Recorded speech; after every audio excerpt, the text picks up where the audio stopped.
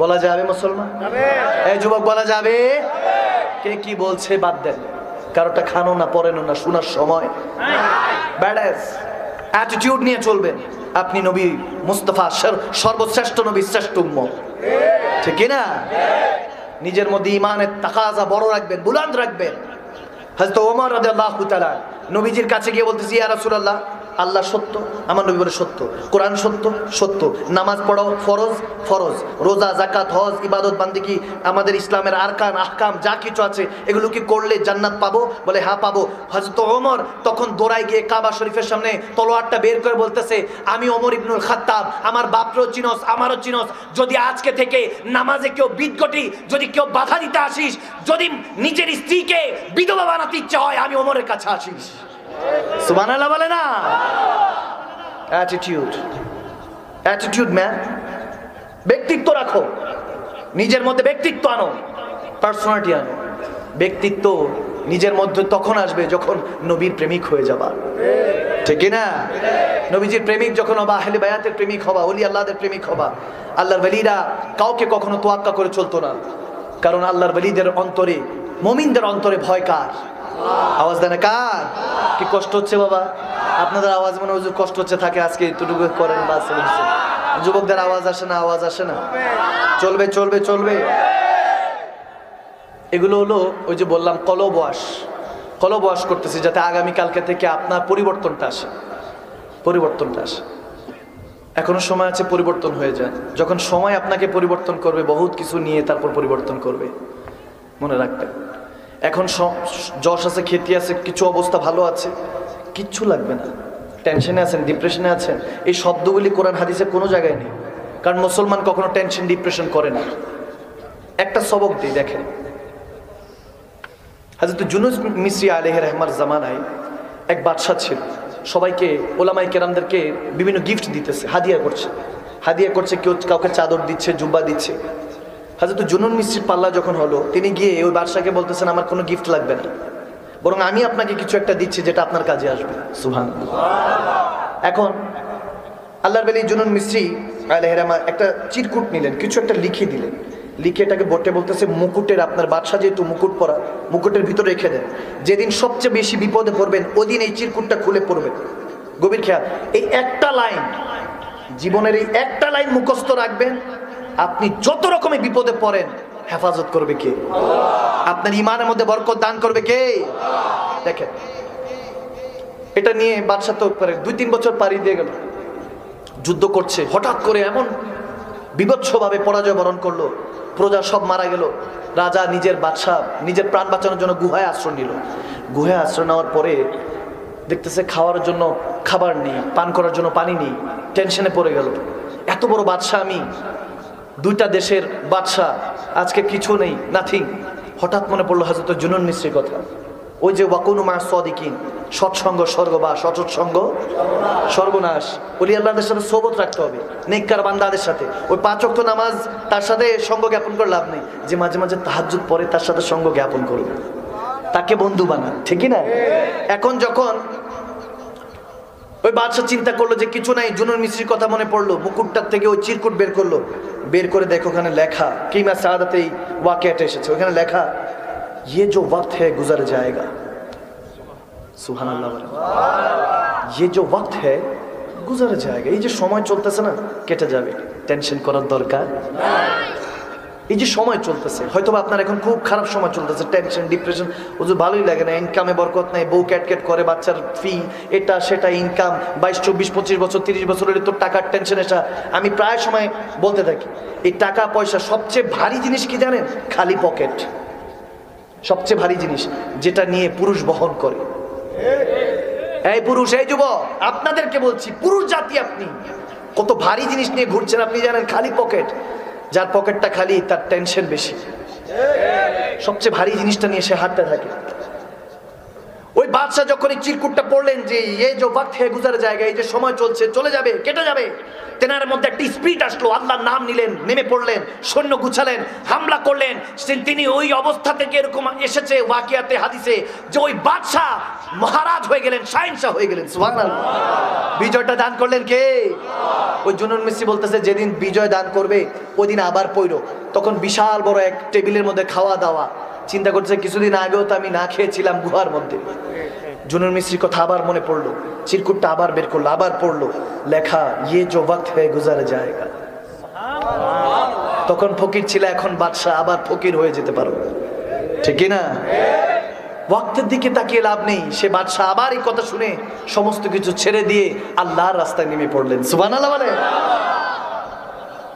হযরত ইমাম মারে হারবি আলাইহির রাহমা ওই বাদশার নাম। পরবর্তীতে তিনি মহাপণ্ডিত এবং আলেমে দ্বীন, স্কলার হয়েছেন। সুবহানাল্লাহ বলে। হেদায়েতের মালিক কে? ট্রাই করুন, অনেক সুন্দর করে কেউ বুঝাই দিয়ে যাবে না। ট্রাই করুন, চেষ্টা করুন। চেষ্টা করতে দূরে নেই। আপনাকে অনেকে বলবে পারবি না, হইব না, তোর দ্বারা হইব না, বাদ দে, বলবে, নেগলেক্ট করবে, অ্যাপ্রিসিয়েটের জায়গায় মনে করেন আপনাকে অনুৎসাহিত করবে, আপনার মনটাই ভেঙে দিবে, বলবে যে আমার দ্বারা হবে না মনে হয়। সব সময় চিন্তা করবেন। দেখেন এখন বিজনেস পলিসিগুলি কেমন জানেন? আমি বোঝানোর জন্য যদি বলি, আপনি একটা আম নেন, ম্যাঙ্গো আম নিয়ে, বা ধরেন 1 কেজি আম কিনলেন, আমি বোঝানোর জন্য বলছি, বিজনেস পলিসি দেখেন। ব্যবসা করতে পারেন, ব্যবসা শূন্য, ব্যবসা করতে পারেন। যুবক তোমরা ব্যবসার চিন্তা করো, চাকরি বাকরির চিন্তা বাদ দিতে হবে। চাকরি বাকরির মধ্যে কিছু নাই, এখন গ্রাজুয়েশন লক্ষ লক্ষ ঘুরতেছে বেকার, ঠিক না? পড়াশোনা করো যাতে মানুষ মানুষ বলে, পড়াশোনা হাসিল ফরজুল আইন বলা হয়েছে, জ্ঞান অর্জন ফরজ, কিন্তু ওই পড়াশোনাটা হবে কোরআন সুন্নাহ, ঠিক না? কোরআন সুন্নাহর জ্ঞান অর্জন করুন। আর ব্যবসায়ী হন, বিজনেসম্যান হন। বিজনেসম্যান কারো তোয়াক্কা করে না, বরং অনেক পকেটে, বিজনেসম্যানদের অনেক পকেটে বড় বড় নেতা খেতারা থাকে, ঠিক না? বিজনেসম্যান হন, ব্যবসায়ী হন, ব্যবসা করার সুন্নত। দেখেন পলিসি কিরকম, এখন ইনফরমেশন বিক্রি হয় কেমন? আপনি 1 কেজি আম কিনলেন, দাম হবে হয়তো বা ভালো আম হলে 100 টাকা, 120 টাকা, কিন্তু ওই আমের মধ্যে একটা আম আপনি যদি একটা দোকান ডেকোরেশন করেন, ডেকোরেশন করে জুস বার বানান, মনে করেন ওইখানের মধ্যে আমের জুস বিক্রি করা হয়, আপনি যদি ওই একটা আম যদি জুস করে বিক্রি করেন, একটা আমও হয়তো বিক্রি করেন নাই, জুস করে 1 গ্লাস আমের দাম হয়তো বা আপনার দাম রাখবে 250 টাকা, 300 টাকা, ঠিক না? আবার যদি চিন্তা করেন যে হুজুর আমি ওই 1 কেজি আমও বিক্রি করব না, ওই ব্লেন্ডার মেশিনের মধ্যে একটা আম জুস বিক্রি করবো না 250-300 টাকা, ইনফরমেশন বিক্রি করেন, তাহলে কি করবেন জানেন? কিচ্ছু লাগবে না, দোকান ডেকোরেশন লাগবে না, আপনি একটা ক্যামেরা নেন, মোবাইল নেন, কিছু লাগবে না, ওখানের মধ্যে আপনি যেটা করছেন সেটা ভিডিও রেকর্ড করেন। ব্লেন্ডার করলেন, জুস বানাইলেন, খুব সুন্দর করে একটু মশলা, যে অনেক টেস্টি, অনেক সুইট, দেখবেন এরকম বলে যে দেখো দেখো দেখো কত সুন্দর, এত লোভনীয়, এরকম দেখায় টেখায়, তারপর আপনি যখন জুসটা আপনি দিলেন না, করে খায়া ফেললেন, দেখবেন লাখ লাখ টাকা ভিউ হয়েছে, ফেসবুকের মধ্যে টাকা ইনকাম হয়েছে, একটা আমের দাম আসছে 50,000 টাকা, ঠিক কিনা? বর্তমান জামানা বুঝেন, বর্তমান জামানা বুঝেন, জামানা বুঝে কাজ করেন, তাহলে কিছু বরকত আসবে। জামানা তো বুঝেন না, ব্রেনটা ইউজ করেন। ডলফিন মাছ সমুদ্রের নিচে, সায়েন্টিস্টরা বলে যে 20% নিজের ব্রেন ইউজ করে। What is the meaning of ভোগ লাগি? তো ওইটা বলছে হুজুর ক্ষুধা লাগছে, হি ইজ হাংরি, ক্ষুধার্ত। আমি বললাম ক্ষুধা লাগছে, বয়স তো বেশি, 60-70 বছর হবে। তা আমি হুজুর বললাম যে তাড়াতাড়ি তবরক কেন, এখানে যদি ইন্নালিল্লাহ হয়, বয়স বেশি তো ডায়াবেটিস রোগ থাকতে পারে।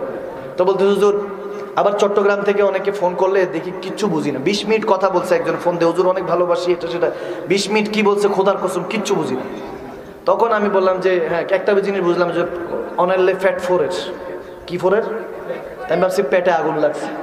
আমি বললাম পেটে আগুন লাগলে ডাক্তারের ফোন দেন, আমার কেন? বলো যে পেট পরে মানে আই মিস ইউ, আপনাকে ভালোবাসি। সুবহানাল্লাহ বলে না? এই বাংলা ভাষা প্রথম অ্যাক্সিডেন্ট করছে আমাদের নোয়াখালীতে। ওখানে গিয়ে আমার অ্যাক্সিডেন্ট, একজনে নোয়াখালী হায়দারগঞ্জে মাহফিলকে স্টেজে উঠুন, বলে হুজুর ইন্ডিয়া হিন্দি যান। আমি বলি হিন্দি কি? বলে এদিক দিয়ে এসে ওদিক দিয়ে যান, অ্যাক্সিডেন্ট ওই জায়গায়, আহত হলো চট্টগ্রামে, তারপরে নিহত হলো সিলেটে। বুঝছেন বাবা? সিলেটে গিয়েছে, একজনে প্রশ্ন করে হুজুর মমিন, মারদে মমিন যখন কবরে যায় জিন্দা না মুর্দা? আমি বললাম আপনার কি মনে হয়? বলে হুজুর মারা খাইছুই। কিতা খাইছুই? আমি বললাম স্টেজে উঠে খাওয়া দাওয়া করে উঠলাম, এটা কোন খাওয়া দাওয়া? বলে হুজুর মারা খাইছো মানে he's dead, he's no more, মারা গিয়েছে। আমি বললাম হ্যাঁ, বাংলা ভাষা সিলেটে এসে মারা খাইছুই। কি খাইছো? এক এক দেশের ভাষা এক এক রকম, ঠিক না? এক এক ভাষা এক এক রকম সুন্দর, এক এক ফুলের এক এক সুগন্ধি। এই সমস্ত ভাষাগুলি তো বাংলাদেশ একটা বাগান, ঠিক না? এই ভাষার মধ্যে মজা আছে। আবার কুমিল্লারও তো ভাষা আছে, কুমিল্লারও একটা টান আছে। আমি খেয়াল করছি, আমি কথা বলতে বলতে অনেকের সাথে বুঝি, একটা কুমিল্লারও একটা অ্যাকসেন্ট আছে, একটা টান আছে। তো 8 কিলোমিটার পর পর ভাষার পরিবর্তন আছে। সুবহানাল্লাহ বলেন। আল্লাহ পরিবর্তন রেখেছেন, আল্লাহ পরিবর্তন পছন্দ করেন। এখন খারাপ আছেন, পরিবর্তন হয়ে যান, ভালো হয়ে গেলে দামি বানিয়ে দিবেন কে? দেখেন আমার নবী এক হাদিসের মধ্যে, এক হাদিস মনে পড়লো, এক সাহাবা জিজ্ঞেস করতেছেন, ইয়া রাসূলুল্লাহ, মুফলিস কে, সবচেয়ে গরিব কে? আমার নবী বলেন, যে হাসরে উঠবে, উহুদ পাহাড়ের মতো তার নেক আমল থাকবে, হাসরের ময়দানে এত বড় নেক আমল থাকবে, কিন্তু সমস্ত নেক আমল আল্লাহ বরবাদ করে দিবেন, সে গরিব। নাউজুবিল্লাহ বলেন। উহুদ পাহাড়ের মতো নেক আমল থাকবে, কিন্তু সে গরিব, মুফলিস।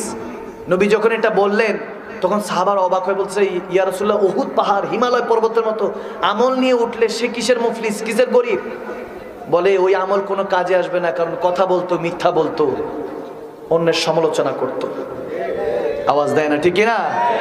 অন্যের সমালোচনা করছেন, সমস্ত আমল বরবাদ। এই জন্য ওই ফেসবুকে গিয়ে খারাপ কিছু লিখে আসবেন না।